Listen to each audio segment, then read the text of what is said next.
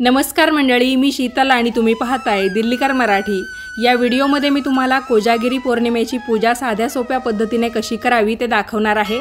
तेव्हा व्हिडिओ पूर्ण पहा आणि कमेंट्समध्ये लिहा जय माता दी। चला तर मग व्हिडिओला सुरुवात करते। पूजेसाठी लागणारे आवश्यक साहित्य कोणतं ते पाहूया। 1 तांब्या पाणी, 4 सुपाऱ्या, 1 रुपयाची 2 नाणी, देवघरातली माता लक्ष्मीची मूर्ती, 5 नागवेलीची अर्थात विड्याची पाने, दूध साखरेचा किंवा आटवलेल्या दुधाचा नैवेद्य किंवा तुम्ही खीर सुद्धा घेऊ शकता तांदळाची, गाठी शेव किंवा पोहे किंवा फरसाण यापैकी काहीतरी एक आपल्याला घ्यायचा आहे, लाल पिवळा धागा, पूजेसाठी फुलं, हळदी कुंकू चंदनाचा ओला केलेला सेपरेट गंध, त्याचबरोबर हळदी कुंकवाचा करंडा, तुळशीपत्र, 1 वाटी अखंड तांदूळ, देवपूजेचं ताम्हण, 1 नारळ आणि 1 तुपाचा दिवा, त्याचबरोबर आपल्या देवपूजेतली घंटी जिला आपण गरुड घंटी असंही म्हणतो, सुगंधित धूप, त्याचबरोबर देवांना स्थापन करण्यासाठी 1 पाट किंवा चौरंग, त्याच्यावर आसन म्हणून टाकण्यासाठी लाल किंवा पांढऱ्या रंगाचा आसन, आपल्याला बसण्यासाठी 1 आसन, देवांना स्नान घातल्यानंतर पुसण्यासाठी 1 कपडा आणि आपल्याला हात पुसण्यासाठी म्हणून 1 कपडा घ्यायचा आहे। एवढं सगळं साहित्य वापरून आपण कोजागिरी पौर्णिमेची पूजा अतिशय चांगल्या पद्धतीने करू शकतो। कोजागिरी पौर्णिमेच्या मध्यरात्री 12 वाजेला ही पूजा केली जाते। रात्री 12 वाजेपासून 12:39 तुम्ही ही पूजा पूर्ण करून घेऊ शकता। कोजागिरी पौर्णिमेच्या दिवसभरामध्ये तुम्ही पूजा मांडणी करून ठेवली तरी पण चालेल। फक्त पूजा मांडणी केल्यानंतर माता लक्ष्मीच्या मुखावर तुम्ही एखादा नवीन कोरा कपडा टाकून ठेवा, म्हणजेच काय मूर्ती झाकून ठेवा। मध्यरात्री जेव्हा 12 वाजेला तुम्ही पूजा करायला सुरुवात कराल तेव्हा माता लक्ष्मीच्या मुखावरील तो कपडा काढून घ्यायचा आणि त्यानंतरच पूजा करून घ्यायची। समजा तुम्हाला दिवसभरात पूजा मांडणी करून ठेवणं शक्य नसेल तर कोजागिरी पौर्णिमेच्या रात्री जेवण होण्याच्या अगोदर तुम्ही पूजा मांडणी करून ठेवा, कारण आपण एवढं रात्री 12 वाजता जेवत नाही, अगोदरच आपली जेवणं वगैरे होतात। त्यानंतर मग तुमची जेवणं वगैरे झाली की रात्री 12 वाजेला तुम्ही ही पूजा करायला सुरुवात करू शकता। म्हणजे अशा पद्धतीने तुम्हाला सोपं होईल की एकदम 12 वाजेची वेळ तुम्हाला पाळता येईल। पूजा मांडण्यापूर्वी तिथली जागा स्वच्छ कपड्याने पुसून घेऊन त्याच्यावर पाट किंवा चौरंग मांडा, त्याच्यावर तुम्ही लाल किंवा पांढऱ्या रंगाचा कपडा आसन म्हणून टाकून घेऊ शकता। त्यानंतर पूजेला सुरुवात आपण दिवा लावून करत असतो, तर या पूजेमध्ये खास करून तुपाचा दिवा लावण्याची पद्धत आहे। पण तुमच्याकडे तूप उपलब्ध नसेल तर तुम्ही तेलसुद्धा वापरू शकता। हवं तर समजा तेल वापरलं तर किंचितशी हळद तुम्ही त्या तेलामध्ये टाकू शकता, किंवा मग वात बनवताना आपण जी दुहेरी वात बनवतो तर तिला कुंकू लावायला अजिबात विसरू नका। कुंकू हे सौभाग्याचं प्रतीक तर असतं, त्याचबरोबर कुंकवाची वात जर आपण दिव्यामध्ये लावली तर माता लक्ष्मी आपल्या घरामध्ये स्थिर होण्यास मदत होते। त्यामुळे मग कुंकवाची दुहेरी वात करून तुम्ही या दिव्यामध्ये लावू शकता। त्यानंतर काय करायचं, दिव्याला खाली काहीतरी आसन द्यायचं, म्हणजे एखादा छोटा चौरंग असेल तर तो ठेवा किंवा खाली थोडेसे तांदूळ ठेवून त्याच्यावर दिवा ठेवा। दिव्याला हळदी कुंकू लावा, नमस्कार करा आणि त्यानंतर फूल वाहून पुढच्या पूजेला सुरुवात करा। या पूजेमध्ये आपल्याला मंगल कलशाची स्थापना करायची असते। बऱ्याच जणांच्या देवघरामध्ये कायमस्वरूपी ठेवण्यासाठी कुलदेवीचा मंगल कलश असतो, तर तो या पूजेमध्ये घ्यायचा नाही। आपल्याला या पूजेसाठी तात्पुरता 1 मंगल कलश वेगळा तयार करावा लागतो। तर अशा पद्धतीने तुम्ही देवपूजेतला एखादा तांब्या घ्या किंवा तुमच्याकडे तांब्याचा पितळेचा एखादा तांब्या असेल तर तोही तुम्ही घेऊ शकता। त्याच्यावर कुंकवाच्या मदतीने स्वस्तिक काढायचं। स्वस्तिक काढताना कडेने 2-2 रेषाही द्यायच्या आणि स्वस्तिकच्या मध्ये सुद्धा 4 बिंदू द्यायला अजिबात विसरायचं नाही, जेणेकरून ते स्वस्तिक पूर्ण होतं। त्यानंतर हळदी कुंकवाची पेस्ट किंवा कुंकू आणि चंदनाची पेस्ट वापरून तुम्ही राहिलेल्या जागेवर नाम ओढून घेऊ शकता। म्हणजेच काय, कुंकू आणि चंदनाच्या किंवा हळदी कुंकवाच्या रेषा त्या कलशावर ओढून घ्या किंवा अशा पद्धतीने टिपके देऊन घेतले तरी पण चालेल। त्याच्यानंतर आपल्याला या कलशामध्ये पाणी ओतायचं आहे, तर पाणी एकदम कलशाच्या वरपर्यंत येईल असं ओतायचं नाही, थोडीशी जागा रिकामी ठेवायची, जेणेकरून नारळ ठेवल्यानंतर ते पाणी बाहेर येणार नाही आणि तुम्ही बाहेर जे शुभचिन्ह काढलेलं आहे स्वस्तिक किंवा जे नाम ओढून घेतलेले आहे ते पुसून जाणार नाही। छोट्या मोठ्या गोष्टी असतात पण बऱ्याच वेळा आपल्या त्या लक्षात येत नाही, म्हणून मी तुम्हाला ते सांगत आहे। पाणी टाकल्यानंतर आपल्याला या पाण्यामध्ये रत्न म्हणून काही गोष्टी टाकायच्या आहे, जसं की नाणं, सुपारी, त्याचबरोबर हळदी कुंकू, फूल, अक्षता हे सगळं टाकून घ्यायचं। त्याच्यानंतर तुम्ही या पाण्यामध्ये 5 विड्याची पानं लावून घ्यायची आहे। विड्याची म्हणजे नागवेलीची पानं, तुमच्याकडे समजा ती नसतील तर 5 प्रकारच्या 5 झाडांची पानं किंवा आंब्याची पानं या कलशामध्ये लावली तरी पण चालेल। कलशाच्या मुखाशी म्हणजेच काय, तांब्या आपण जिथे पकडतो तिथे आपल्याला वासुकी नागाचं प्रतीक म्हणून लाल पिवळ्या रंगाचा एक धागा सुद्धा बांधून घ्यायचा आहे। तुमच्याकडे समजा तो नसेल तर तुम्ही पांढरा धागा घेऊ शकता आणि त्यालाच हळदी कुंकू लावून लाल पिवळ्या रंगाचं करून घेतलं आणि तो कलशाच्या मुखाशी बांधला तरी पण चालेल। अश्विन महिन्यात येणाऱ्या या पौर्णिमेला शरद पौर्णिमा, नवान्न पौर्णिमा, नव्याची पौर्णिमा किंवा कोजागिरी पौर्णिमा आणि अश्विन महिन्यात येते म्हणून अश्विन पौर्णिमा या नावांनी सुद्धा ओळखलं जातं। काही भागांमध्ये या पौर्णिमेला माडी पौर्णिमा असंही म्हणतात। तुमच्याकडे नक्की या पौर्णिमेला काय नाव आहे मला कमेंट्स करून नक्की सांगा। यंदा 16 ऑक्टोबर 2024ला बुधवारच्या दिवशी कोजागिरी पौर्णिमा आलेली आहे। या दिवशी आपल्याला माता लक्ष्मी, इंद्रदेव, चंद्रदेव, कुबेरदेव या चारी देवतांची एकत्रित पूजा करायची असते। या दिवशी चंद्र सर्व कलांनी युक्त असतो आणि माता लक्ष्मी रात्री 12 वाजता प्रत्येकाच्या घरी येत असते असं म्हणतात। धार्मिक आख्यायिका याबद्दलच्या भरपूर आहेत आणि त्याच वेळेस आपण जागर राहून तिचं स्वागत केलं, आपल्या घरामध्ये आपण कोजागिरी पौर्णिमेची पूजा केली तर माता लक्ष्मी स्थायी स्वरूपात आपल्या घरात वास करते। प्रत्येकाला वाटतं माता लक्ष्मी आपल्या घरामध्ये टिकून राहावी, तर अत्यंत शुभ दिवस आहे। या दिवसाचा लाभ करून घ्यायला अजिबात विसरू नका। पाटावर अंथरून घेतलेल्या आसनावर तांदळाने अष्टदल कमळ काढून त्याच्यावर मंगल कलश ठेवून घेतला। आपल्या डाव्या हाताला आणि देवांच्या उजव्या हाताला येईल अशा पद्धतीने मंगल कलशाची स्थापना करून घ्यायची। त्यानंतर देवपूजेच्या ताम्हणामध्ये आपल्याला ज्या देवांची पूजा करायची आहे त्यांना स्नान घालण्यासाठी ठेवून घ्यायचं। इथे मी देवघरातली माता लक्ष्मीची मूर्ती घेतलेली आहे। प्रत्येक पूजेमध्ये गणपती बाप्पांना पहिलं स्थान असतं। त्यांचं प्रतीक म्हणून एक सुपारी, इंद्रदेवांचं प्रतीक म्हणून एक सुपारी आणि कुबेरदेवांचं प्रतीक म्हणून एक सुपारी, अशा पद्धतीने 3 सुपाऱ्या आणि एक माता लक्ष्मीची मूर्ती मी ताटात ठेवून घेतलेली आहे। आपण त्यांना स्नान घालूया। तुमच्याकडे समजा कदाचित माता लक्ष्मीची मूर्ती नसेल तर तुम्ही 4थी सुपारी घेतली तरी पण चालेल।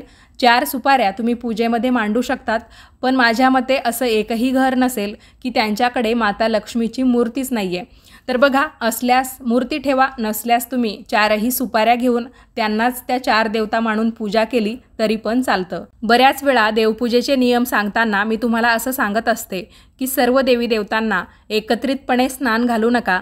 तर त्यामागे सांगण्याचा उद्देश असा असतो की बरेच जण असं करतात, ताटामध्ये सर्व देव एकावर एक ठेवतात किंवा टाक जरी असतील तर ते असे एकावर एक एकत्रितपणे ठेवतात आणि त्याच्यावर पाणी ओततात। तर तशा पद्धतीचं स्नान घालणं चुकीचं मानलं जातं। आपण जरी एकत्रित स्नान घालणार असू किंवा एकदाच सर्व देवी देवतांना तुम्हाला स्नान घालायचं असेल, तुमच्याकडे देवपूजेसाठी जास्त वेळ नसेल, तर तुम्ही इथे ताटात दाखवल्याप्रमाणे देवी देवतांच्या मूर्ती किंवा टाक असे थोडे अंतरावर ठेवा आणि त्याच्यानंतर प्रत्येक देवी देवतेच्या मूर्तीवर किंवा टाकावर तुम्ही हळूवारपणे पाणी ओता आणि तशा पद्धतीने स्नान घातलं तर एकावर एक आपल्याकडून मूर्ती किंवा टाक ठेवले पण जाणार नाही आणि देवपूजेचा नियमसुद्धा आपल्याकडून चांगल्या पद्धतीने पाळला जाईल। तर 3ही सुपाऱ्यांना त्याचबरोबर माता लक्ष्मीच्या मूर्तीला मी शुद्ध पाण्याने स्नान घालून घेतलेलं आहे। तुम्ही याऐवजी गंगाजलाचा वापर करू शकता किंवा सुरुवातीला पंचामृताने स्नान घालून त्यानंतर पाण्याने स्वच्छ करून घेतलं तरी पण चालेल। यानंतर देवी लक्ष्मीला हळदी कुंकवाचा गंध लावून घेतला। बाकी ज्या सुपाऱ्या आहेत, ज्यांना आपण गणपती बाप्पा, इंद्रदेव त्याचबरोबर कुबेरदेव मानलेला आहे, त्यापैकी गणपती बाप्पांना आपण हळदी कुंकू किंवा कुंकू आणि चंदनाचा गंध लावू शकतो आणि इंद्रदेवांना त्याचबरोबर कुबेरदेवांना मी चंदनाचा गंध लावून घेतलेला आहे। इथे तुम्ही पाहू शकता मी छोट्या छोट्या तांदळाच्या 3 राशी आणि एक मोठी तांदळाची रास गोलाकार पद्धतीने करून घेतलेली आहे। तर जी मोठी तांदळाची गोलाकार रास आहे तर ते आहेत आपले चंद्रदेव। चंद्रदेवांची पूजासुद्धा आपण या पद्धतीने करू शकतो। बऱ्याच जणांना आपल्या गॅलरीमधून किंवा घराच्या अंगणामधून चंद्र न दिसल्यामुळे त्या दिवशी पूजा करता येत नाही। खास करून शहरी भागात हा प्रॉब्लेम जास्त होतो। तर तुम्हाला इथे पूजा मांडणीमध्ये सुद्धा अशा पद्धतीने चंद्रदेव मांडता येतील आणि पुढे जे छोटे छोटे तांदळाचे गंज केलेले होते म्हणजेच राशी केल्या होत्या त्याच्यावर मी गणपती बाप्पा, त्यानंतर इंद्रदेव, त्यानंतर कुबेरदेव यांची स्थापना केली आणि कलशाच्या एकदम शेजारी माता लक्ष्मीची मूर्ती ठेवून घेतलेली आहे। माझ्याकडे माता लक्ष्मीची पावलं पण आहे त्यामुळे मी ती पण ठेवली। तुमच्याकडे देवघरामध्ये गजलक्ष्मीची मूर्ती असेल तर ती सुद्धा तुम्ही पूजेमध्ये यासाठी ठेवायची कारण माता लक्ष्मीचं एक वाहन किंवा इंद्रदेवांचं वाहन म्हणून सुद्धा हत्तीकडे पाहिलं जातं आणि या दिवशी इंद्रदेव, माता लक्ष्मी हे सगळे हत्तीवरून पृथ्वीवर येत असतात असं म्हटलं जातं. त्यामुळे असल्यास ठेवा, नसल्यास फक्त सुपाऱ्या, त्याचबरोबर माता लक्ष्मी आणि चंद्रदेव यांची पूजा केली तरी पण चालेल. आता पुन्हा एकदा आपण गणपती बाप्पांची पूजा करूया. त्या अगोदर मी कलशावर हळदी कुंकू, अक्षता आणि फूल ठेवून पूजा केली. गणपती बाप्पांना देखील हळदी कुंकू चंदन वाहिलं. त्यानंतर माता लक्ष्मीला हळदी कुंकू चंदन, त्याचबरोबर पावलांवर सुद्धा हळदी कुंकू वाहिलेलं आहे. इंद्रदेवांची, कुबेर देवतांची सुद्धा चंदनाची पावडर वाहून पूजा केली.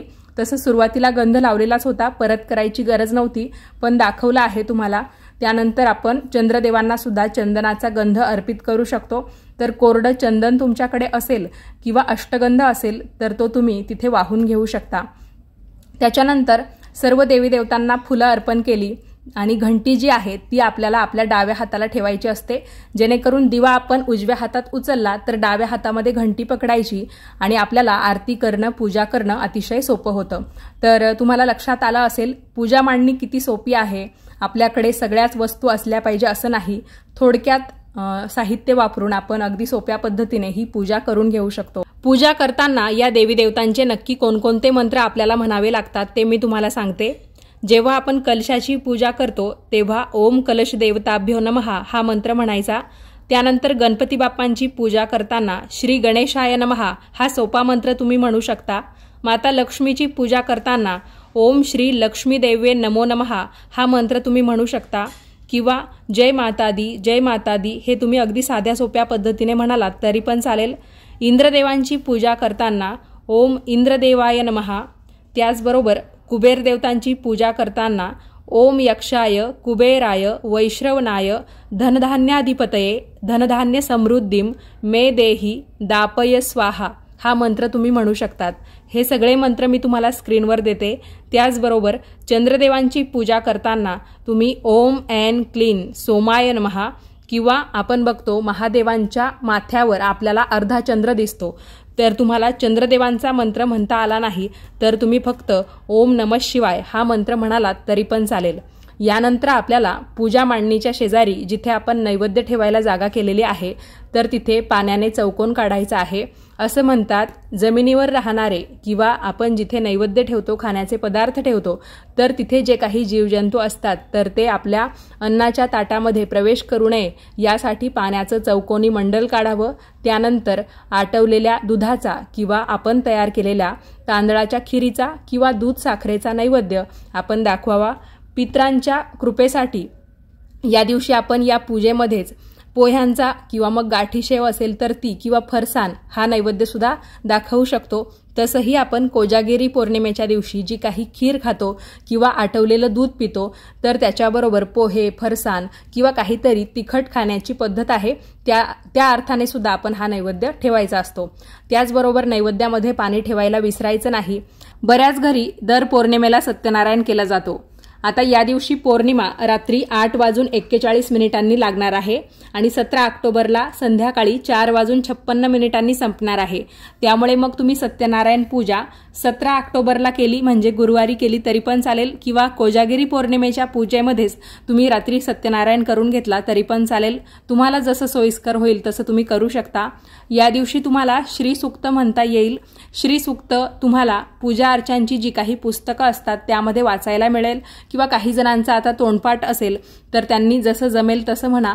त्याचबरोबर सर्व मंगल मांगल्ये शिवे सर्वार्थ साधिके शरण्ये त्र्यंबके गौरी नारायणी नमोस्तुते किंवा या देवी सर्वभूतेषु लक्ष्मी रूपेण संस्थिता नमस्तस्ते नमस्तस्ते नमस्तस्ते नमो नमः हा मंत्र देखील म्हणू शकता. हे तर तुमच्या तोंडपाठ असायला हवं. नवरात्रीमध्ये सुद्धा आपण या दोन्ही मंत्रांना म्हणत होतो. कोजागिरीच्या रात्री ज्यांना ज्यांना शक्य होईल त्यांनी चंद्रदेवांना अर्घ्य अवश्य द्या. एका तांब्यात पाणी घ्यायचं, त्याच्यामध्ये चमचाभर गाईचं दूध टाकायचं, थोड्याशा अक्षता टाकायच्या, चंदन पावडर असेल तर टाका, नसल्यास नाही टाकली तरी पण चालेल. आणि अशा या दूध मिश्रित आणि अक्षता टाकलेल्या पाण्याने आपल्याला चंद्रदेवांना ओम नमः शिवाय हा मंत्र म्हणत अर्घ्य द्यायचं असतं. या दिवशी चंद्र सर्व कलांनी युक्त असतो. चंद्राचा प्रकाश आपल्या अंगावर घेणंसुद्धा खूप लाभदायी मानलं जातं. आपल्या शरीरामध्ये काही आधिव्याधी असतील तर त्याही निघून जातात असं म्हणतात. त्यामुळे ज्यांना शक्य होईल त्यांनी अवश्य या गोष्टीचा लाभ घ्या। शहरी भागात थोड्याशा घरांच्या रचनेमुळे अडचण तयार होऊ शकते की फ्लॅटमध्ये राहतो किंवा मग आम्ही जिथे राहतो तिथून आम्हाला चंद्र बघता येत नाही, अशा अडचणी तुमच्या असतील तर मग घरामध्ये आपण पूजा करताना जो काही चंद्र तांदळाने काढलेला असतो त्याची पूजा केली तरी पण चालेल। कोजागिरी पौर्णिमेच्या दिवशी दूध नक्की कधी आटवायला ठेवायचं? बघा, बरोबर 12 वाजेपर्यंत ते दूध आटत आलं पाहिजे। या हिशोबाने तुम्ही मग बाहेर चूल करा। ज्यांना शक्य होतं, शक्यतो ग्रामीण भागात काही अडचण येत नाही, शहरी भागात सुद्धा ज्यांना शक्य होतं त्यांनी मग बाहेर चूल वगैरे करा किंवा गॅस वगैरे ठेवून तुम्ही तिथे दूध आटवायला ठेवू शकता। रात्री 12 वाजता जेव्हा चंद्राचं प्रतिबिंब त्या दुधामध्ये दिसतं आणि त्यावेळेस आपलं दूधसुद्धा आटत आलं पाहिजे, या हिशोबाने आपण नियोजन केलं तर बरोबर सगळं काही तुमच्याकडून होईल। आणि मग ते दूध आटलं की एखाद्या भांड्यात तुम्ही काढून घ्या। सुरुवातीला माता लक्ष्मी किंवा आपण जी काही पूजा मांडणी केलेली असते तिथे तो नैवेद्य दाखवायचा। त्याच्यानंतर ते भांडं 5-10 मिनिटं तुम्ही चंद्रप्रकाशामध्ये ठेवा आणि त्यानंतर मग सगळ्यांना तुम्ही प्रसाद तो वाटून देऊ शकता। खूप चांगल्या पद्धतीचा हा उपक्रम असतो किंवा हा जो काही कार्यक्रम आपण कोजागिरी पौर्णिमेच्या निमित्ताने करतो तर त्यातून आपल्याला आनंद तर मिळतोच, पण चंद्रदेवांचा आशीर्वाद असेल, माता लक्ष्मीचा आशीर्वाद असेल तोही आपल्याला मिळतो आणि आपली सर्व रोग आधी व्याधी पीडा यातून मुक्ती होते। माता लक्ष्मीचं वास्तव्य आपल्या घरामध्ये कायम टिकून राहतं। माता लक्ष्मीची अनेक रूपं आहेत, जसं की वित्तलक्ष्मी, गुणलक्ष्मी, भावलक्ष्मी, महालक्ष्मी, विजयालक्ष्मी किंवा अष्टलक्ष्मी स्वरूपात सुद्धा आपण माता लक्ष्मीचं पूजन करत असतो। पण माता लक्ष्मी कुणाला प्राप्त होते? जो मनुष्य सदैव जागृत असतो त्यालाच ती प्राप्त होत असते। म्हणजेच काय, जागृत असणं म्हणजे दिवस रात्र जागं राहणं असं नाही, तर आपण प्रत्येक गोष्टीमध्ये व्यवस्थित विचार केला पाहिजे, नियोजन केलं पाहिजे। एक आपलं मन नेहमी जागृत असलं पाहिजे, झोपलेल्या अवस्थेत राहता कामा नये। आळशी, झोपाळू आणि प्रमादी माणूस प्रत्यक्ष समोर असलेल्या लक्ष्मीला सुद्धा कधी ओळखू शकत नाही। तेव्हा विशुद्ध मनाने आणि निर्मळ अंतःकरणाने जो या उत्सवाच्या निमित्ताने महालक्ष्मीची पूजा करेल, इंद्रदेव असतील, चंद्रदेव असतील किंवा कुबेर देवता असतील यांची पूजा करेल त्याला मात्र लक्ष्मी नक्कीच प्राप्त होईल। या दिवशी आपल्या घरातील ज्येष्ठ अपत्याचं औक्षण करण्याची पद्धत असते।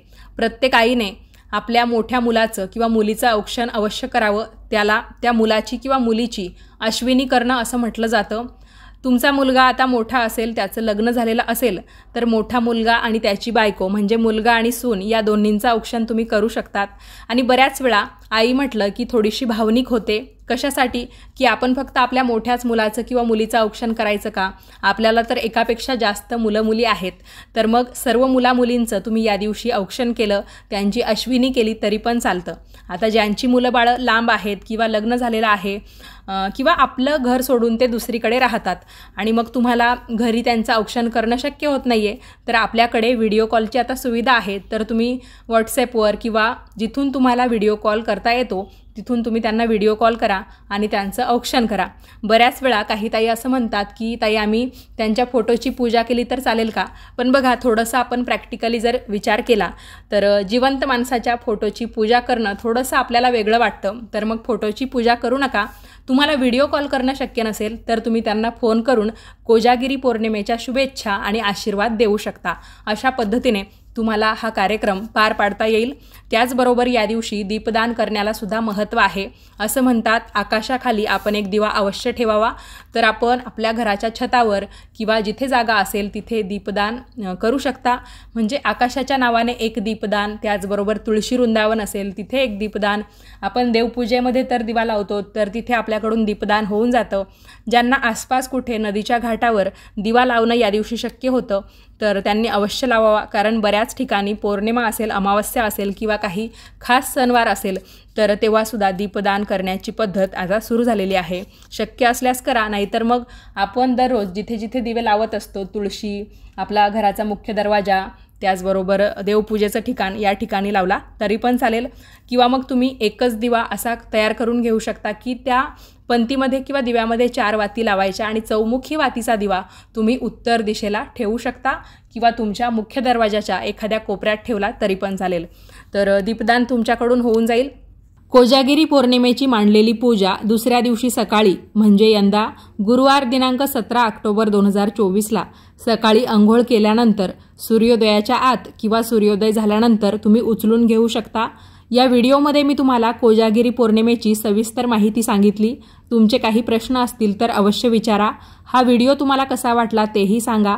आवडला असेल तर लाईक करा, जास्तीत जास्त लोकांना पाठवा आणि याच पद्धतीचे धार्मिक आध्यात्मिक व्हिडिओ पाहण्यासाठी आजच आपल्या दिल्लीकर मराठी या YouTube वाहिनीला सबस्क्राइब करा। व्हिडिओ पाहिल्याबद्दल तुम्हा सर्वांचे खूप खूप धन्यवाद आणि कोजागिरी पौर्णिमेच्या भरभरून शुभेच्छा सुद्धा। जय माता दी।